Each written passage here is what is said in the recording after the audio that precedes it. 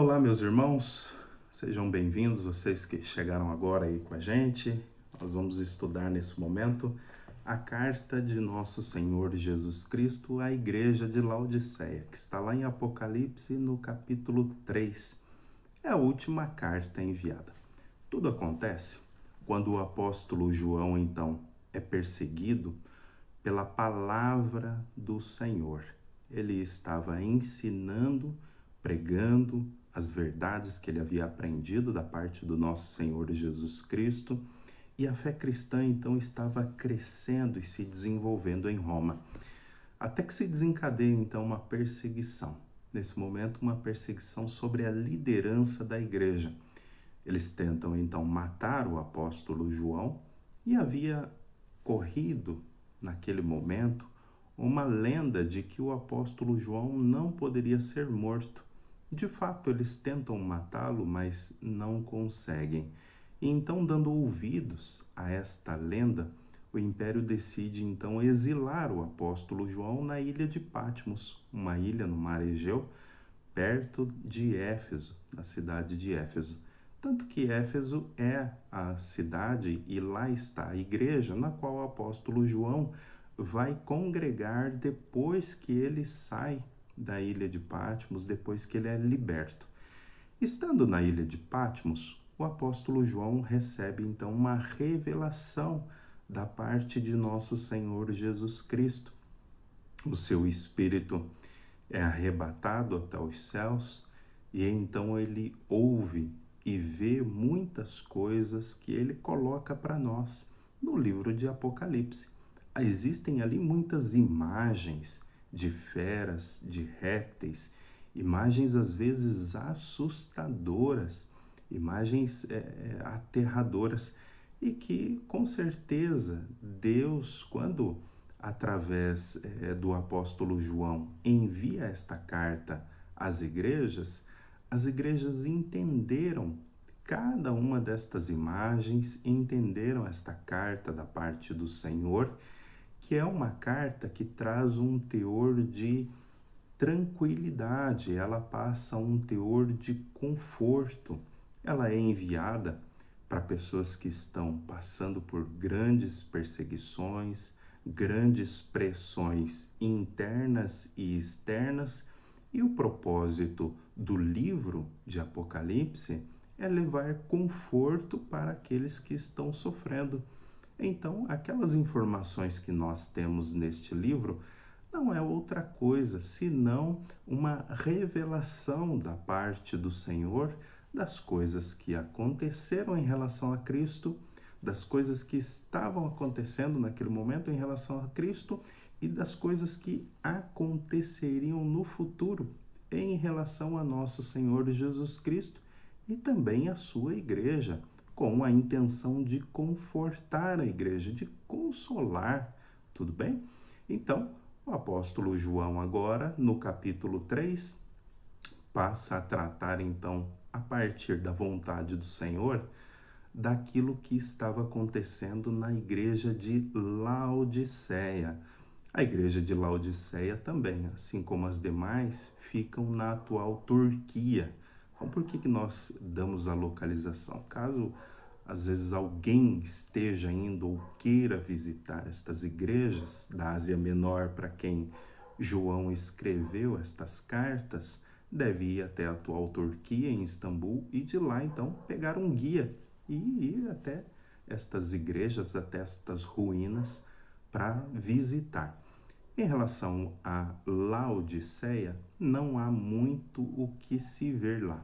Há apenas um grande templo erguido e são poucas as ruínas que sobrevivem até hoje. Eu convido você a vir comigo e estudarmos juntos nessa manhã a carta de nosso Senhor Jesus Cristo à igreja de Laodiceia, lá em Apocalipse, no capítulo 3, a partir do verso 14.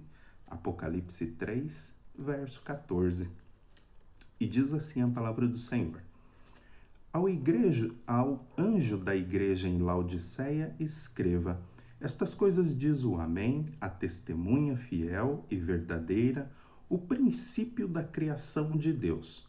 Conheço as obras que você realiza, que você não é nem frio nem quente. Quem dera você fosse frio ou quente. Assim, porque você é morno e não é nem quente e nem frio, eu estou a ponto de vomitá-lo da minha boca. Você diz: sou rico, estou bem de vida e não preciso de nada. Mas você não sabe que é infeliz. Sim, miserável, pobre, cego e nu. Eu aconselho que você compre de mim ouro refinado pelo fogo, para que você seja de fato rico.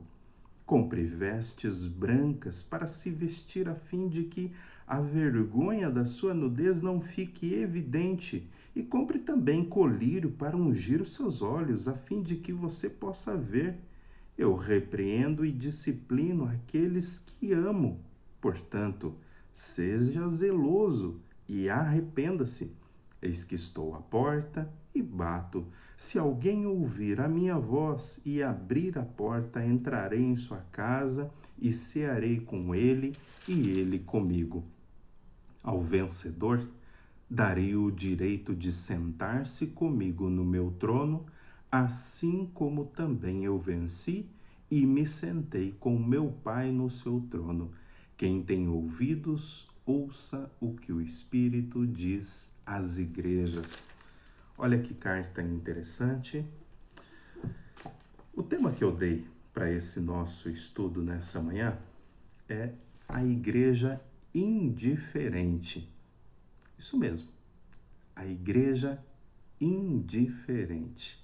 Você já deve ter percebido que a carta à igreja à Laodiceia, ela é uma carta um pouco mais dura.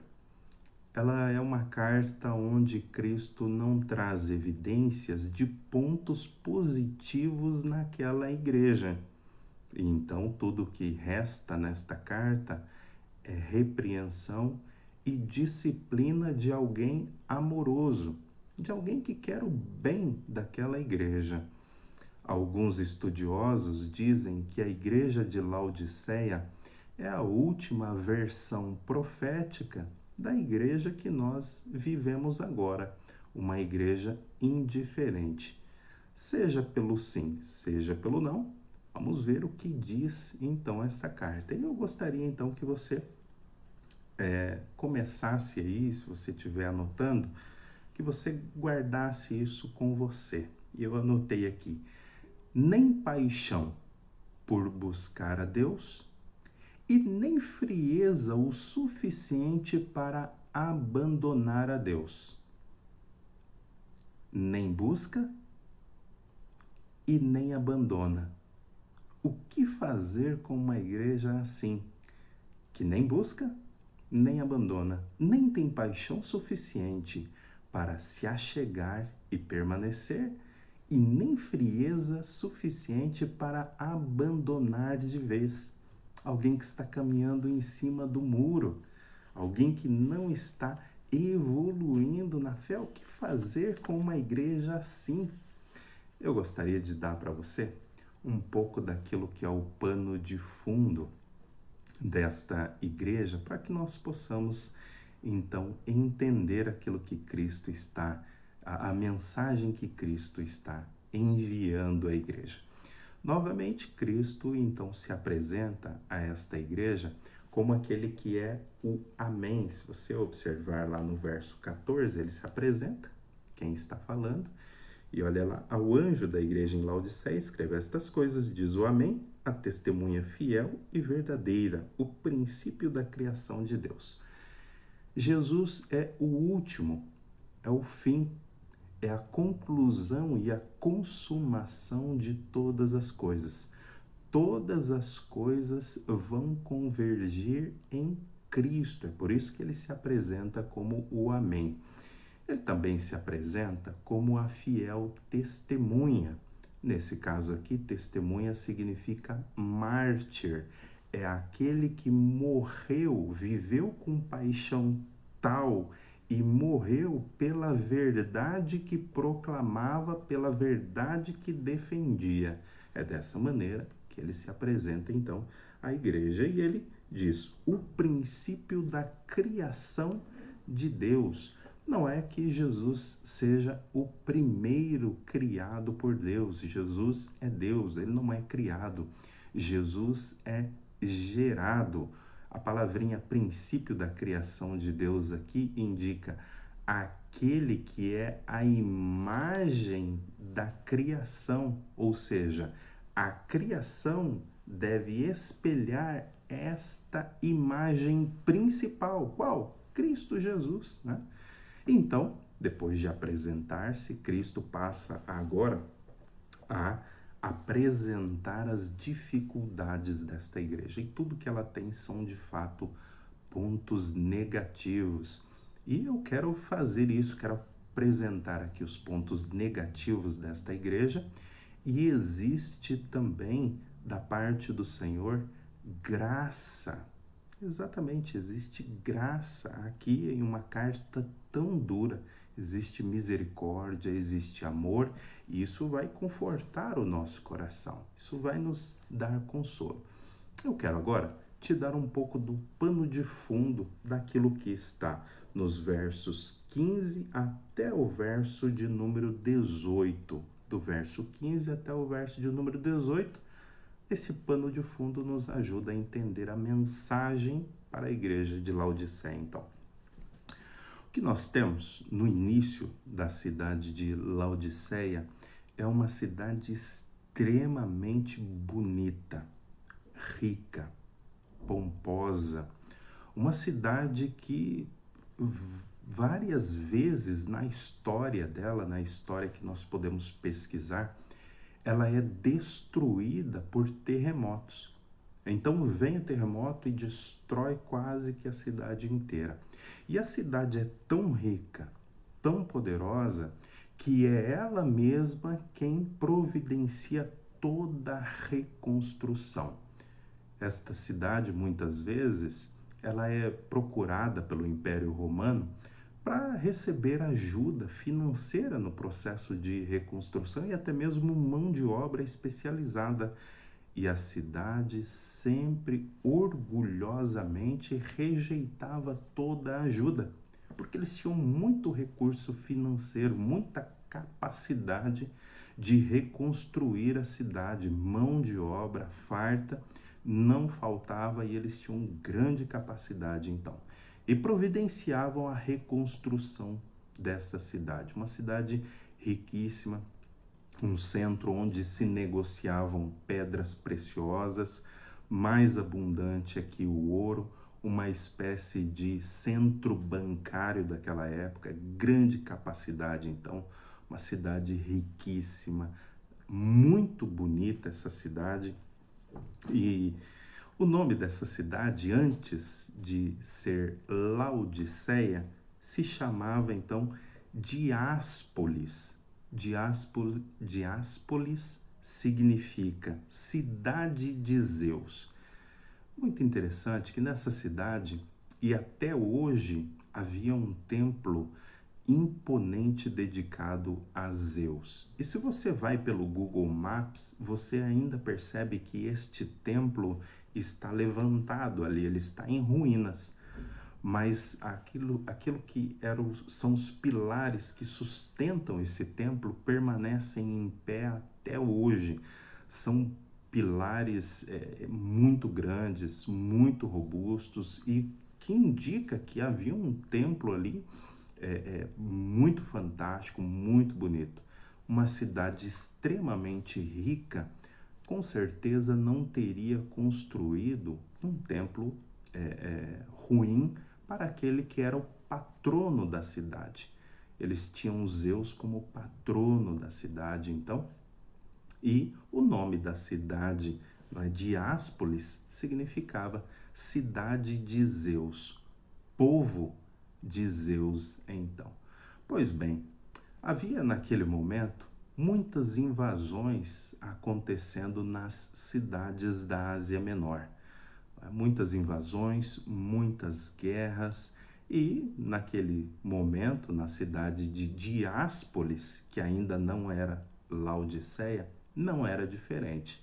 Estavam vivendo em guerra e então eles acabam sendo invadidos e vencidos por Antíoco Epifânio, que fazia guerras na Ásia Menor e já havia conquistado muitas cidades da Ásia Menor. Antíoco Epifânio invade, tem sucesso na igreja de Laodiceia e na cidade de Laodiceia, ou Diápolis, naquele momento, né? E então a esposa de Antíoco gosta muito da cidade. É uma cidade realmente muito bonita, muito rica, próspera. Havia fontes de águas termais na cidade. E a esposa dele então fica encantada com aquela cidade e pede a Antíoco que dê a ela algo muito interessante, que dê a ela uma homenagem, dando o nome dela, que era Laodice, à cidade de Diápolis. Então, de cidade de Zeus e povo de Zeus, passaria a se chamar a cidade Laodice. O problema é que Antíoco está lidando com um povo extremamente religioso e zeloso das suas tradições religiosas, tanto que a cidade se chama Cidade de Zeus. O problema que agora Antíoco tem nas suas mãos e ele precisa lidar é esse. Ele não pode destruir a cidade, porque a esposa gostou da cidade e queria o nome dela na cidade, então ele não poderia destruir aquela beleza toda. E ele também não poderia mudar simplesmente o nome da cidade, porque o povo de Diápolis não aceitaria. Então ele está vivendo um verdadeiro dilema nesse momento. A ideia que ele tem então é de seduzir o povo da cidade. Fazer com que o povo da cidade aceite de bom grado mudar o nome da cidade de Diápolis, que é cidade de Zeus e povo de Zeus, para Laodice ou Laodiceia, que é o povo que julga. É isso que significa Laodiceia, o povo que julga, ou então o povo julgado. A ideia então de Antíoco é fazer com que a cidade seja ainda mais próspera. Ele então começa a levar para a cidade mármores importados de outros lugares. Ele começa a investir grandes somas de dinheiro na cidade, a trabalhar processos de ampliação e pontos que talvez não eram tão bons na cidade, e ele vai conquistando então a confiança do povo através da política, através do dinheiro, através do conforto, através da ampliação territorial, através da segurança que ele agora oferecia a este povo. Então ele vai conquistando este povo a partir destas coisas que são coisas que a cidade tinha, mas talvez não em tanta abundância quanto ele estava oferecendo. Tinha segurança, mas não tanta segurança, e agora ele está comprando o povo, ele está seduzindo o povo com tudo aquilo que o dinheiro pode comprar. Até que aquele povo religioso, que era então o povo de Diápolis, aceita então a mudança de Diápolis para Laodiceia, de cidade de Zeus e povo de Zeus para o povo julgado, ou o povo que julga, Laodiceia, o nome da esposa então de Antíoco. Perceba que a cidade então, o povo que era extremamente religioso e zeloso das suas tradições religiosas, do seu templo, né, do seu patrono Zeus, então, eles trocaram a sua religião por favores políticos. Trocaram a sua religiosidade por favor financeiro.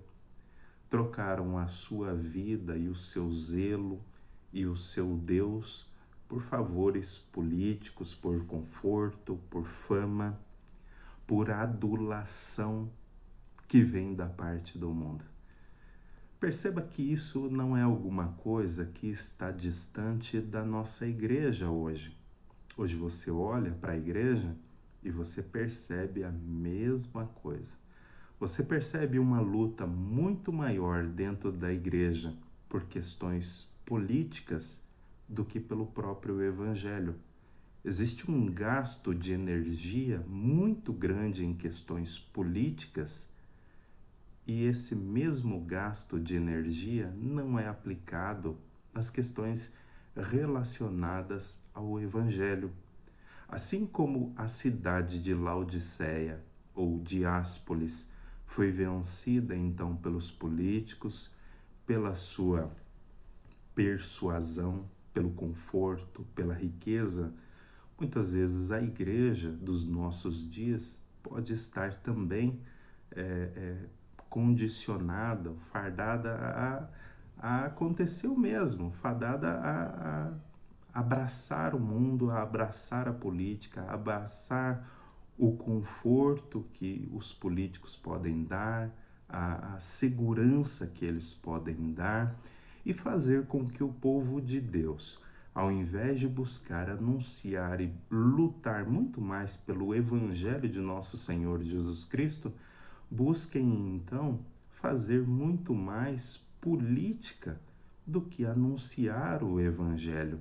Aqui está uma cidade que foi vencida pela política e também pelo dinheiro, pelo conforto, por tudo aquilo que o dinheiro pode comprar. Conforto, beleza, segurança. E se a igreja cristã dos nossos dias não tomar cuidado, ela está fadada ao mesmo fracasso da cidade e também da igreja de Laodiceia. Foi construída nessa cidade, nessa época, um dos maiores centros especializados de medicina. Então você já tem uma cidade extremamente rica que negocia pedras preciosas, em especial o ouro. E agora, nessa exuberância toda, nesse conforto todo, nesse avanço e nessa ampliação, um centro de medicina poderosíssimo é criado nessa cidade, de tal maneira que outras pessoas de outras localidades vinham até a cidade de Laodiceia, que de Diápolis passou a Laodiceia, vinham para fazer os seus tratamentos com os médicos em Laodiceia. Havia um centro especializado também em oftalmologia, então as pessoas vinham para se tratar e havia também nesta cidade o desenvolvimento de remédio, nesse caso de colírio para o tratamento dos olhos. Uma cidade extremamente rica, agora por este volume de pessoas que vêm até a cidade fazer tratamento de saúde, a cidade cresce ainda mais, porque precisa hospedar essas pessoas, e cresce ainda mais por causa desses tratamentos de saúde. Então, isso só vai fazendo com que a cidade fique ainda mais poderosa, ainda mais rica. Nessa cidade se desenvolveu também um poderoso centro têxtil. Havia ali uma capacidade de produzir uma lã negra, e era uma lã extremamente cara, vendida para outros locais. Nas minhas pesquisas, eu vi que haviam alguns reis que, depois de se vestir com uma destas roupas produzidas por estas lãs, eles simplesmente abandonavam estas roupas, jogavam no lixo e compravam outra. Então perceba a forma como estas coisas geravam ainda mais riqueza para a cidade de Laodiceia. Esta lã negra que era comercializada então e que era caríssima, era assim a última notícia da moda, né? Hoje nós temos ali aquelas modelos de passarela, Paris, Milão, e de onde surgem a nova moda, né? Naqueles dias, a nova moda era ditada por Laodiceia, e todas essas coisas faziam com que a cidade ficasse cada vez mais rica, mais conforto, mais segurança, mais dinheiro. Então, quando a cidade era solapada por aqueles terremotos, ela tinha capacidade financeira de reconstruir a cidade rapidamente e sem muitos problemas. Pois bem, vejam o que nós temos nessa cidade de Laodiceia agora. Toda pomposa, não é? Uma cidade extremamente rica, riquíssima. Produzia cura, colírio para os olhos, tinha um centro médico especializado, produzia roupa da última moda. Só que Cristo vem até ela e diz assim, para a igreja que está nesta cidade: olha, você é pobre. Você acha que você é rica, mas você é pobre. Você é miserável. Perceba a conexão que ele faz entre a igreja e a cidade de Laodiceia. A igreja e a cidade de Laodiceia haviam se fundido e haviam se tornado uma coisa só. Se achava rica, mas Cristo vem e diz: você é pobre, você é miserável, você acha que você vê, mas você é cega. Você acha que você está coberta, mas você está nua. Você está sem roupas. Assim como estava a cidade, estava a igreja. Assim como estava o povo da cidade, estava o povo da igreja.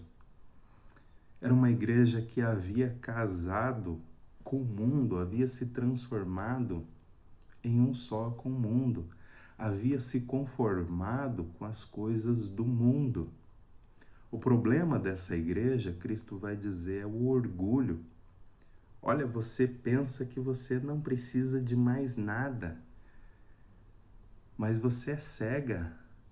Olha, você pensa que você está vestida, mas você está nua. Olha, você pensa que você é rica, mas você é pobre, miserável. Não é? Então Cristo agora passa a identificar ali o problema da igreja, que é o mesmo problema da cidade. Passa a dar o diagnóstico da doença da igreja, que é a mesma doença da cidade. E às vezes a igreja está doente porque está casada com a cidade onde ela está. Esse é o problema da igreja de Laodiceia.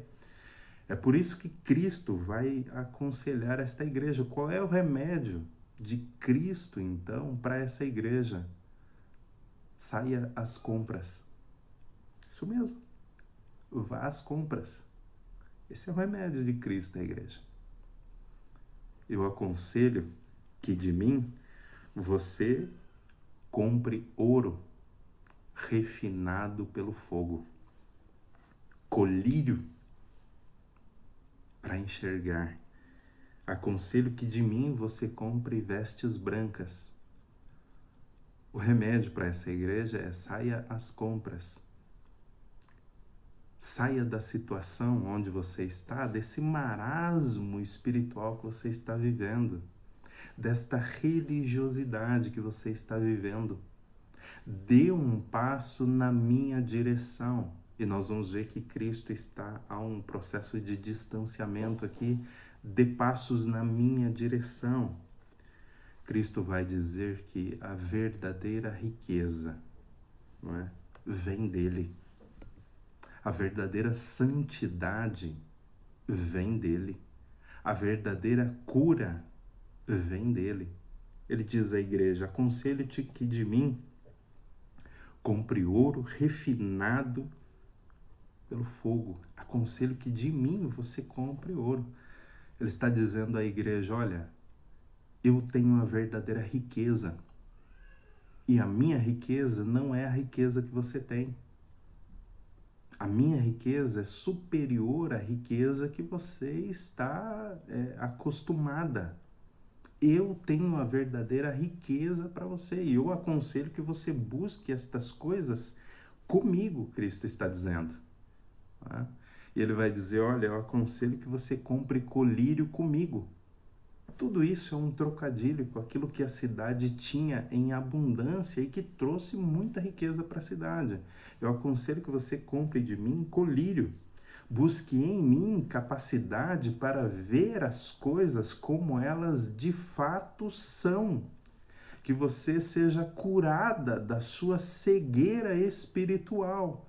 Você acha que você vê bem todas as coisas, mas na verdade você está cega espiritualmente.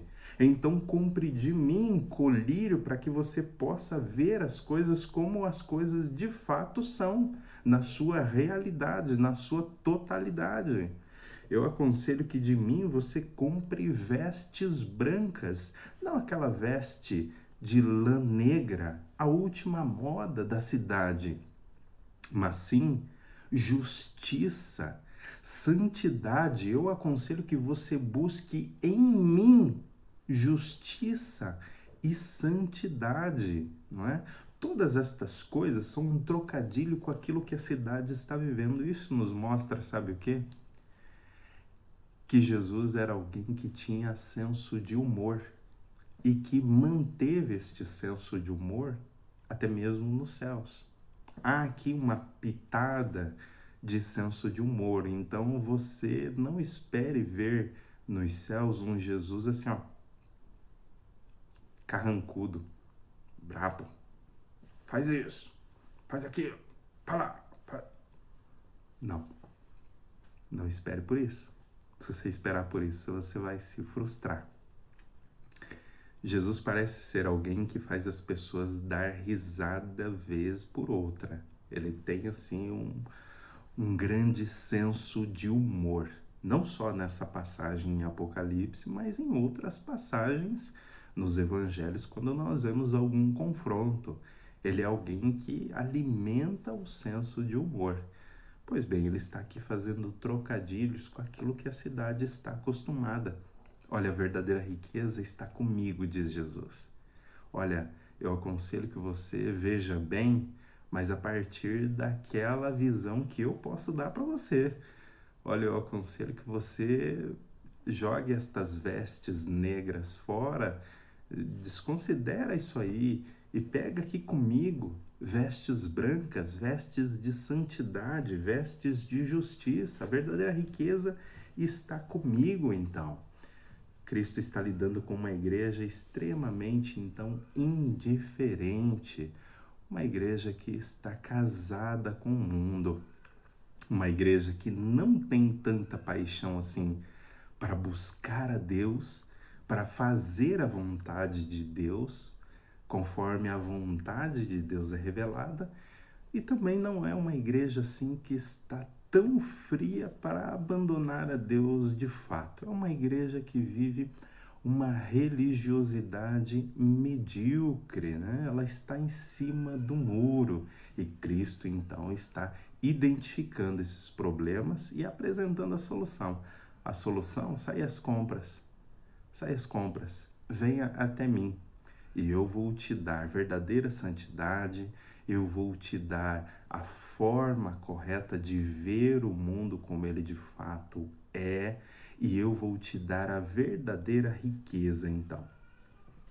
Nessa cidade haviam fontes de águas termais. É isso que mostra a arqueologia e as últimas pesquisas. Algumas pessoas entendem que a água que chegava até essa cidade, ela era trazida por dutos de uma outra cidade vizinha até chegar na cidade então de Laodiceia, e que neste processo a água então esquentava ainda mais. Era um duto que vinha de águas termais e no processo de ligação a água esquentava ainda mais. É bem possível que isso seja verdade, que isso seja assim. Mas a arqueologia também mostra que na cidade havia fontes de águas termais também. E nesse caso, a água lá era quente. Pessoas que moram aí em algumas cidades do nosso país sabem muito bem o que é morar numa cidade com água quente, né, para tomar banho, enfim. Essa água não serve para beber, ela não serve para você, por exemplo, tomar, não vai servir, serve para você lavar roupa, para você tomar banho, mas para tomar não serve, dá ânsia de vômito. Então, o que Cristo vai fazer é ligar a situação da água desta cidade com aquilo que a igreja está vivendo. Olha, assim como se vocês beberem a água dessa cidade, que é uma água é uma água morna e dá vontade de vomitar, a forma como vocês estão vivendo como igreja dá vontade de vomitar. Cristo, ele tolera muitas coisas, menos crentes indiferentes, que é o caso desta igreja agora de Laodiceia. Membros indiferentes, cristãos indiferentes em relação à voz de Deus, em relação aos princípios ensinados por Jesus, e então Jesus está confrontando a igreja. Daí ele fazer essa ligação, então, com crente e frio, e que vai vomitar, então, a igreja, né, ou aqueles que estão nessa situação.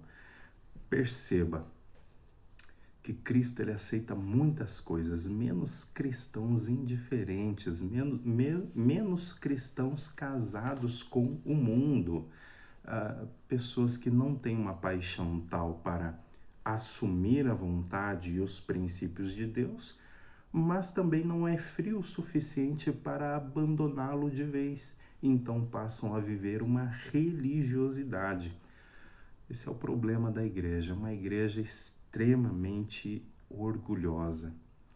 É uma igreja que tem um senso de completude, ela se sente completa, ela se sente perfeita. E eu gostaria de mostrar isso para você nos versos de 15 a 18 agora. Conheço as obras que você realiza, que você não é nem frio nem quente. Quem dera você fosse frio ou quente. Assim, porque você é morno e não é nem quente nem frio, estou a ponto de vomitá-lo da minha boca. Você diz, perceba a arrogância, o orgulho da igreja agora. Você diz, eu sou rico, estou bem de vida e não preciso de nada. Mas você não sabe que você é infeliz, sim, miserável, pobre, cego e nu. Percebeu todas as ligações que ele foi fazendo então com a história da cidade e com a história da igreja? A igreja estava casada com a cidade de tal maneira que igreja e cidade se tornaram uma só. Assim como a cidade rejeitava ajuda para os processos de reconstrução, porque ela dizia, não preciso de nada, estou cheio, eu tenho condições, Cristo está fazendo todas estas ligações. Está dizendo, você é orgulhosa, você é arrogante, você abandonou Deus há muito tempo. Então ele está confrontando a igreja com esse problema, o senso de perfeição, o senso de completude. E aqui vem um ensino extremamente importante para todos nós, inclusive para mim. Uma igreja nunca pode estar satisfeita consigo mesmo. Isso mesmo.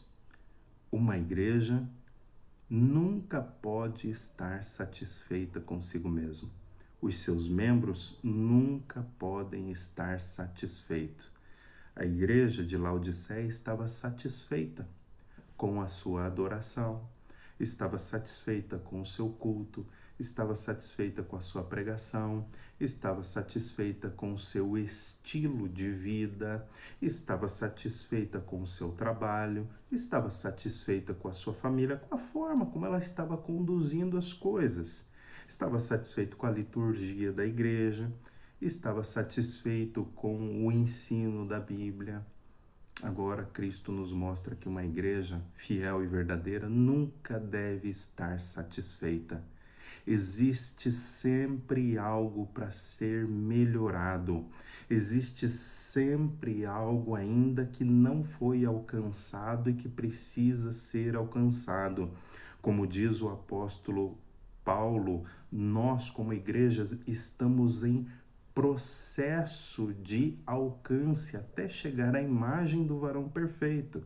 Porque ele diz assim: e todos nós, com o rosto descoberto, refletido como por espelho a glória do Senhor, somos transformados de glória em glória à imagem de Cristo, o Senhor, pelo Espírito. Então a igreja está sempre em processo de tornar-se a imagem perfeita de Cristo. E isso, no tempo presente, é inalcançável. Inalcançável. A plenitude apenas nos céus. Daí então dizer que a igreja nunca deve estar satisfeita. Ela sempre pode ser mais santa. Vai dizer que a nossa igreja não pode ser mais santa? A igreja presbiteriana do Brasil? Pode. A igreja quadrangular, a Assembleia de Deus, a igreja batista? Pode. A igreja luterana? Pode. Os congregacionais não podem ser mais santos? Podem. A igreja presbiteriana de Araucária pode ser mais santa? Claro que pode. A igreja deve sempre buscar ser mais santa, ser mais bíblica.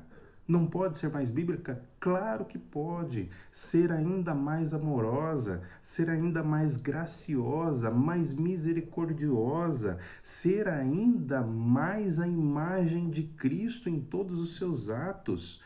Claro que pode. Ser ainda mais contente, mais feliz, como era Cristo.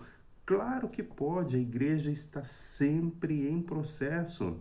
Ser uma igreja ainda mais fervorosa em oração. Claro que pode. A igreja nunca deve se acomodar. Eu e vocês nunca podemos nos acomodar na vida cristã. Está aqui uma igreja acomodada e que está sendo repreendida pelo Senhor. Mas existe esperança. E é o que Cristo passa a tratar agora com a igreja. Não é? Ele diz: aconselho você que de mim compre ouro refinado pelo fogo, para que você seja então de fato rico. Compre vestes brancas para se vestir, a fim de que a vergonha da sua nudez não fique evidente, e colírio para ungir os olhos, a fim de que você possa ver. Perceba a mensagem de graça? Eu repreendo e disciplino aqueles a quem amo. Eu repreendo e disciplino aquele que amo. Portanto, seja zeloso e arrepende. Toda essa mensagem dura, essa repreensão da parte do Senhor, e aqui há palavras duras mesmo, de confronto, né? Que às vezes até nos confronta também, com certeza. Toda essa palavra dura, essa mensagem da parte do Senhor, ela é dada por alguém que ama. Por alguém que ama a igreja, por alguém que deu a sua própria vida por aquela igreja que está em Laodiceia. E nosso Senhor Jesus Cristo aqui novamente confirma as palavras que estão em Hebreus. Você conhece. Se estáis sem repreensão, sem disciplina, não sois filhos, sois bastardos. Vocês não têm pai.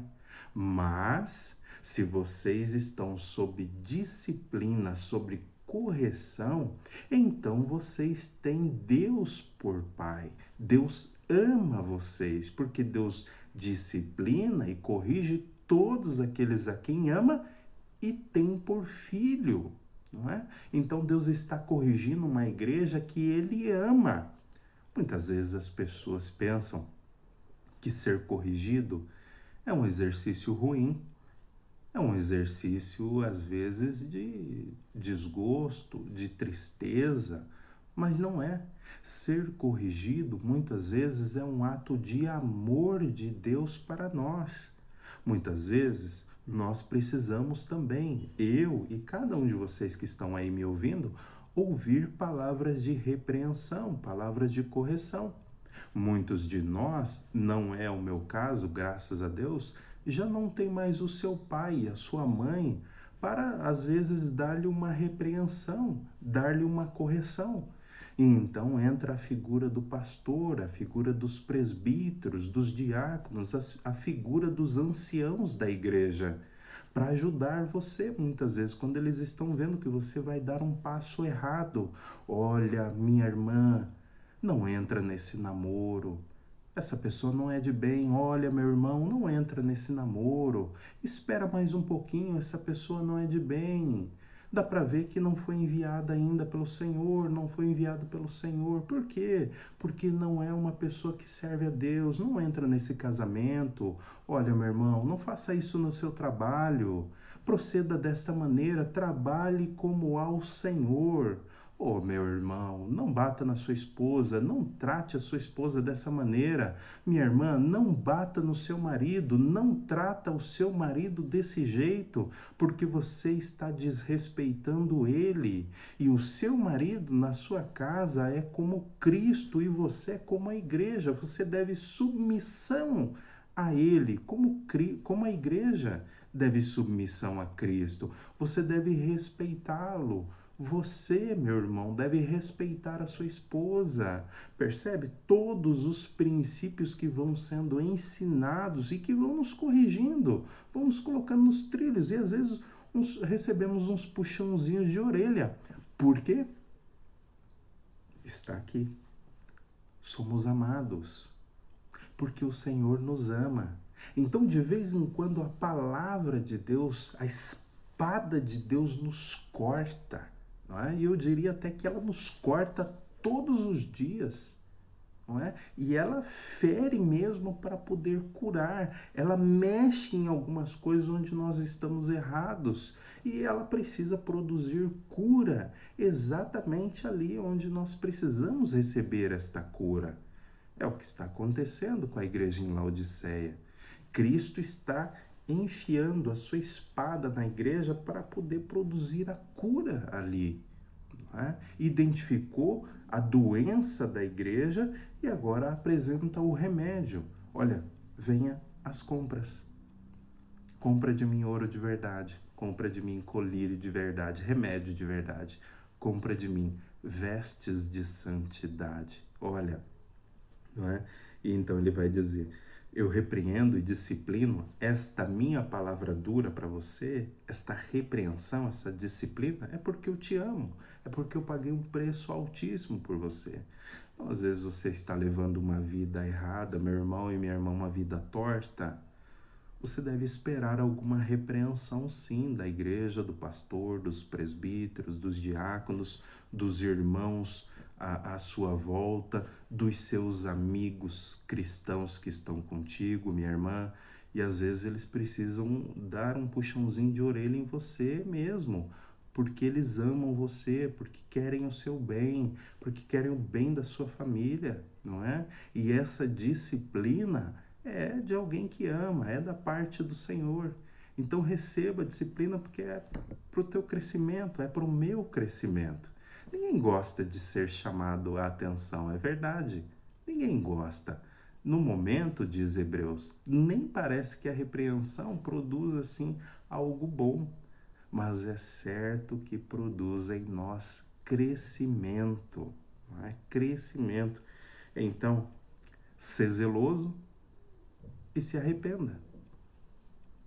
Uma igreja que não tem paixão suficiente para buscar a Deus e não é fria o suficiente para abandonar a Deus e está vivendo em religiosidade, uma igreja indiferente, deve se arrepender e voltar. Esse é o caminho de Deus para todos aqueles que Ele ama. Perceba que não é a justificativa.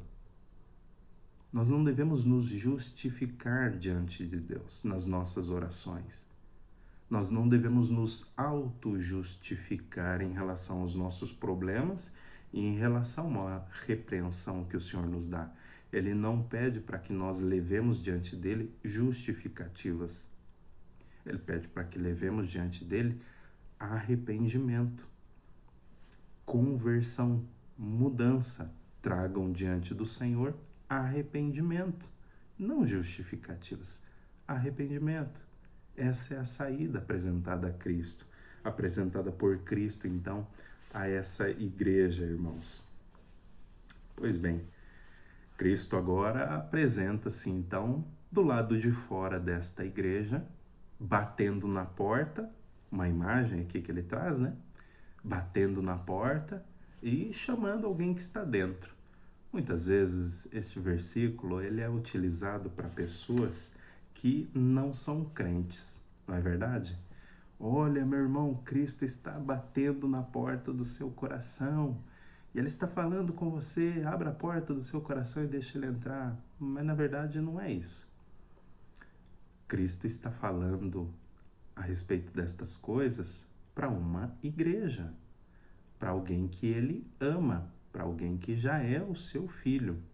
Qual é a imagem aqui? A imagem é que a igreja está reunida, tomando as suas decisões, fazendo a sua vontade, sem considerar a vontade e a voz daquele que está do lado de fora, não é? É como se a igreja se distanciasse de Cristo e Cristo fosse um forasteiro que está do lado de fora e a igreja não quer atender. Ela está reunida, está discutindo, está tomando decisões, mas não quer considerar a voz daquele que está do lado de fora, aquele que está distante dela. Por isso ele traz essa imagem. Olha, vocês estão fazendo todas estas coisas, mas eu estou distante de vocês. Vocês não estão considerando a minha voz. E quantas vezes a igreja toma decisões sem considerar a palavra do Senhor, sem considerar os princípios? Quantas vezes a igreja é rígida demais em algumas coisas e em outras coisas a igreja ela é mais, sabe, ela não é tão rígida. Quantas vezes a igreja do Senhor não considera o amor do Senhor, a graça do Senhor para expressar aqueles que precisam de amor e precisam de graça? Quantas vezes a igreja está de um lado e de outro na balança e não está conseguindo caminhar de fato e de verdade segundo os princípios do Senhor? Quantas vezes a igreja não está casada com o mundo, com a política? Quantos pastores nossos falam mais de política do que do evangelho? Quantos pastores nossos estão defendendo muito mais visões políticas, cloroquina, hidroxicloroquina, médico para lá, médico para cá, medicina disso, medicina daquilo, remédio para isso, remédio para aquilo, mas estão, sabe, gastando a maior parte da energia com estas coisas e não com o evangelho de nosso Senhor Jesus Cristo. Quantas pessoas estão assim? Quantos estão casados de fato com o mundo, com a política, na verdade, com a politicagem, e se esqueceram há muito tempo de considerar a vontade do Senhor? Quantas pessoas, quantas igrejas estão vivendo por aquilo que tem de experiência de vida e colocaram a sua experiência de vida acima da palavra de Deus. E agora o que domina na igreja não é a palavra, é a experiência. A minha experiência diz isso. Não, ninguém está interessado nas nossas experiências. Cristãos de verdade estão interessados na palavra de Deus, naquilo que diz a palavra de Deus. A nossa experiência está servindo a palavra de Deus e a palavra de Deus está acima. E se a nossa experiência não se conforma com a palavra de Deus, deve ser imediatamente abandonada. Às vezes, nós fazemos julgamento das pessoas pela nossa experiência. Julgamos que as pessoas vão tomar tal e tal decisão pela nossa experiência. mas muitas vezes estamos agindo em desamor. Quando fazemos isso, não estamos debaixo da palavra de Deus. Aqui está a repreensão para uma igreja que está neste estado. Arrependimento e volte-se para o Senhor. Cristo Jesus, então, faz uma promessa a essa igreja e eu termino falando dessa promessa, então. Ao vencedor darei o direito de sentar-se comigo no meu trono, assim como também eu venci e me sentei com meu Pai no seu trono. Quem tem ouvidos, ouça o que o Espírito diz às igrejas. Perceba como Cristo é gracioso. Ele repreende, ele disciplina aqueles a quem ama. Nós podemos nos sentir amados pelo Senhor todas as vezes que fomos disciplinados pelo Senhor. Podemos nos sentir amados, queridos pelo Senhor. E agora ele oferece também uma posição de destaque a todos aqueles que derem ouvidos à sua voz. Todos aqueles que se arrependerem e voltarem às primeiras práticas. Aquelas práticas cristãs básicas, mais simples. Então ele promete posição de destaque, posição de governo. Assim como ele governa, nós governaremos com ele. Como será isso? Nos novos céus e na nova terra, com certeza haverá posição de destaque, posição de governo. O Senhor haverá de colocar pessoas em posições de destaque, em posições de administração. Mais ou menos como aconteceu com Adão, que administrava a criação de Deus.